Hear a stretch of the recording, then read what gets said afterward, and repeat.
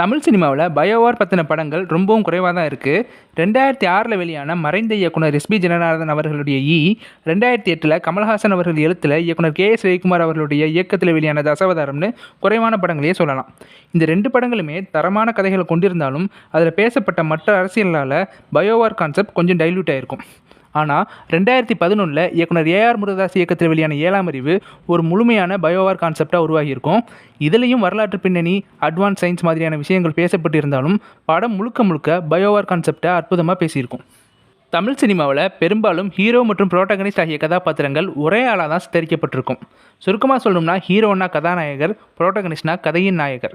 உதாரணமாக இயக்குனர் சங்கர் அவர்களுடைய ஜீன்ஸ் படத்தில் முக்கியமான கான்ஃப்ளிக்ட் நாச்சியப்பன் அவர்களுடைய தன் இரட்டை மகன்களை வேறொரு இரட்டையர்களுக்கு தான் கல்யாணம் பண்ணி கொடுக்கணுன்ற கொள்கைக்கும், கிருஷ்ணவேணிக்கு தன்னுடைய பேத்தி தன் விரும்பினவனோட சந்தோஷமாக இருக்கணுன்ற எண்ணத்துக்கும் உள்ள முரண்பாடு தான்.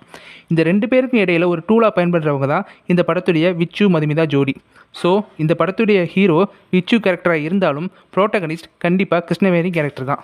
ஸோ இதே கான்செப்ட் தான் 7ஆம் அறிவு படத்துக்கும் பொருந்தும்.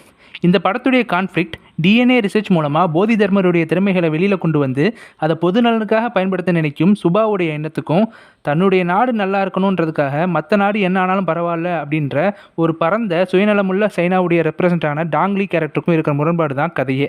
அதுக்கு டாங்லி கிட்ட இருக்கிற ஆயுதம் நம்முடைய தற்காப்பு கலை. அதாவது இயக்குனர் வெற்றிமாறன் அவர்களுடைய மோஸ்ட் பாப்புலர் டைலாக்கான அவன் பொருள் எடுத்து அவனையே போடணுண்டா அப்படின்ற கான்செப்ட் தான். இந்த விஷயத்தை டைரக்ட் கதையாகவும் எடுத்துக்கலாம், இல்லை ரியாலிட்டியில் ரியலாகவே நடக்கிற விஷயத்துக்கான மெட்டஃபராகவும் எடுத்துக்கலாம். ஸோ இந்த படத்துடைய ஹீரோ அரவிந்த், புரோட்டகனிஸ்ட் சுபாஷ் ஸ்ரீனிவாசன் தான். ஒரு கமர்ஷியல் ஆக்ஷன் த்ரில்லர் படத்துக்கு முக்கியமே படத்தில் உள்ள கான்ஃப்ளிக்ட் தான். ஸோ படத்துடைய ஒன்லைனே உச்சக்கட்டு முரண்பாடாக இருக்கிறதால இந்த படத்தில் ஆட்டோமேட்டிக்காகவே ஒரு கியூரியாசிட்டி வந்துடுது. படத்துடைய பாதிக்கு மேலே தான் படத்துடைய மெயின் தீம், அதாவது இந்தியாவில் பரவுன 6th செஞ்சுரி சைனா டிசீஸை போதி தர்மரால் தான் க்யூர் பண்ண முடியும் அப்படின்ற தீம் சொல்லப்படுது. ஆனால் அதுக்கு முன்னமே சின்ன வயசுலேயே கேன்சரால் பாதிக்கப்பட்ட குழந்தைகள், மென்டலி சேலஞ்சு குழந்தைகள் பற்றின இன்ஃபர்மேஷன் மூலமாக போதி தர்மருடைய தேவைகள் உணர்த்தப்பட்டு இருக்கும். இந்த விஷயத்தை பற்றி சுபா சொல்கிற டைலாக்ஸ் ரொம்பவும் காம்ப்ளிகேட்டடான சப்ஜெக்டை சாமானியருக்கும் எளிய வகையில் புரிகிற அளவுக்கு அழுத்தமாக சொல்லப்பட்டிருக்கும். இது இந்த படத்துடைய ஹைப்பை வேறு லெவலில் ஆக்கியிருக்கும். அடுத்ததாக இந்த படத்தில் கையாளப்படுற சஸ்பென்ஸ். ஆரம்பத்தில் டாங்லி என்ட்ரி ஆகிற விஷயத்தில் தொடங்கி ஆப்ரேஷன் ரெட், அரவிந்த் பற்றின சுபாவுடைய தேடல், அது அரவிந்த் குடும்பத்தார் மூலமாக ரிவீல் ஆகிற விதம், ப்ரொஃபஸருக்கு வர்ற 300 கோடி பணம் அப்படின்னு ஏகப்பட்ட சஸ்பென்ஸ் எலமெண்ட்ஸை கரெக்டான இடத்துல மறைச்சும் சரியான விதத்தில் வெளியிட்டும் ஒரு சஸ்பென்ஸ் த்ரில்லர் கேமை அட்டகாசமான முறையில் திரைக்கதையில் புகுத்தியிருப்பார் AR முருகதாஸ் அவர்கள்.